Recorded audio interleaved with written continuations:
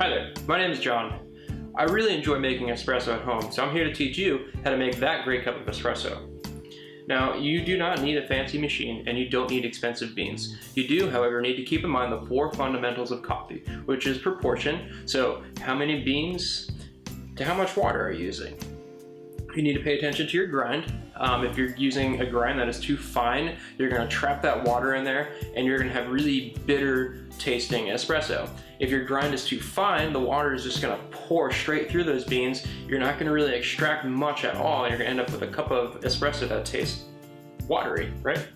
Water is the next fundamental of coffee.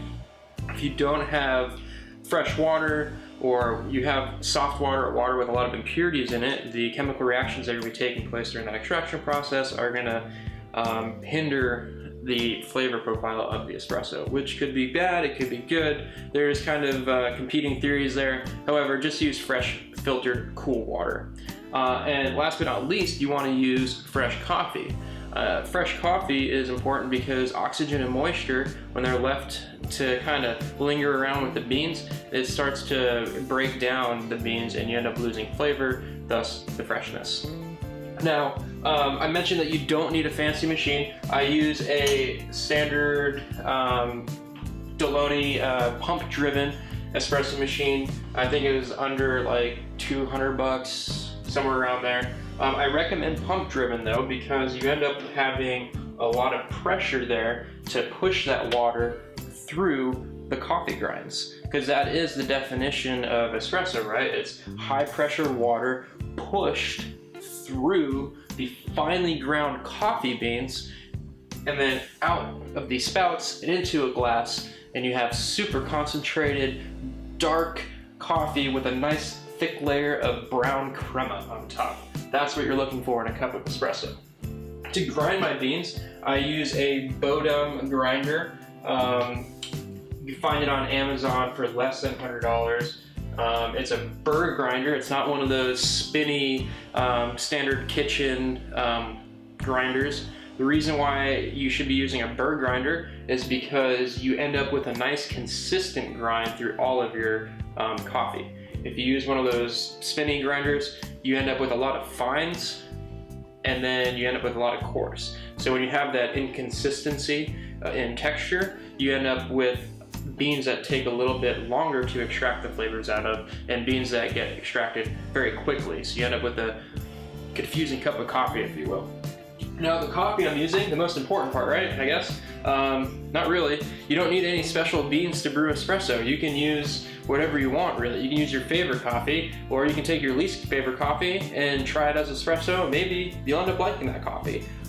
Personally, I'm using the Starbucks Willow blend. It's a blonde roast or light roast. It is a blend of East African and Latin American beans, so you end up with a crisp and citrusy cup of espresso. Now I use this on pour over and French press and what have you all the time.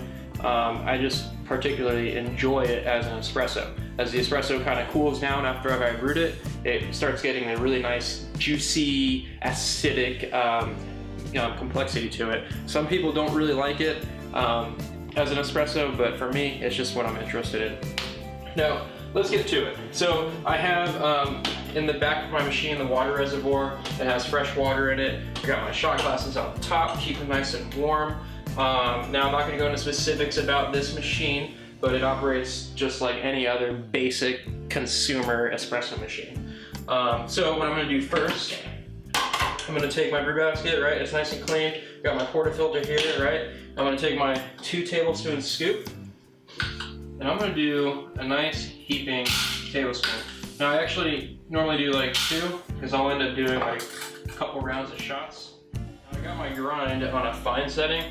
Now you might have to mess with your grinder. All grinders grind differently, and some espresso machines might prefer a finer grind or a more coarse grind depending on the amount of pressure and all the other variables that might be involved. So for mine, I have it, it's not the finest it goes, but it is very close to the finest setting.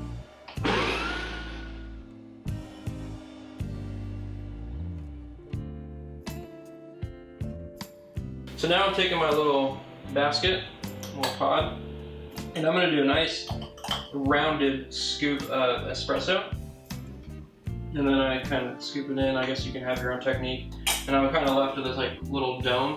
Now the next part in brewing espresso is, if I try brewing it like this, first of all, I'd make a mess when putting it in my machine. But secondly, I didn't compact the coffee grounds together, so you're not going to really help aid that brewing process. So what I do is I kind of just knock it around a little bit and kind of finesse it. I kind of take my time. I'm not really in a rush. I don't have any customers to serve or anything like that.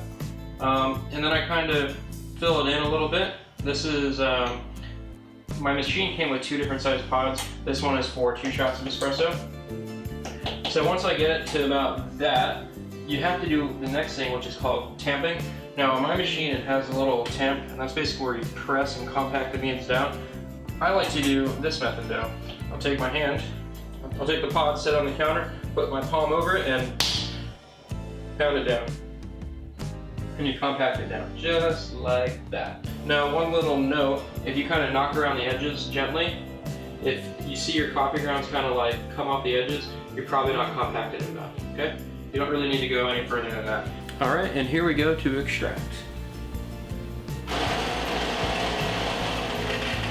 Just kind of like hold my cup in place just a little bit, because the vibrations from the machine tend to make the cup go off to the side, and if I lose half my shots, I'm gonna be a sad man.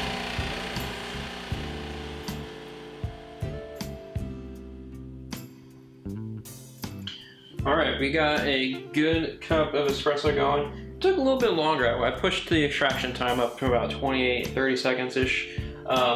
That's okay. Let's see what the end result is.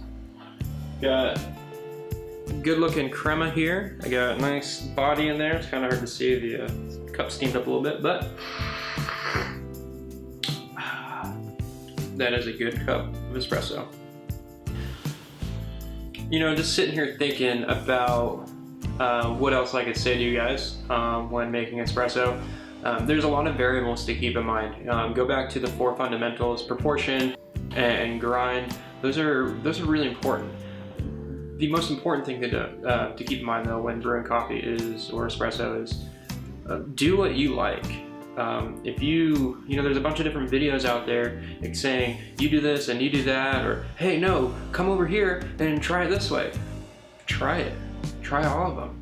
Make up your own methods. Whatever method gets you to the cup of coffee or espresso that you enjoy, that is the only method that matters. So, have fun, espresso yourself. Thanks for watching.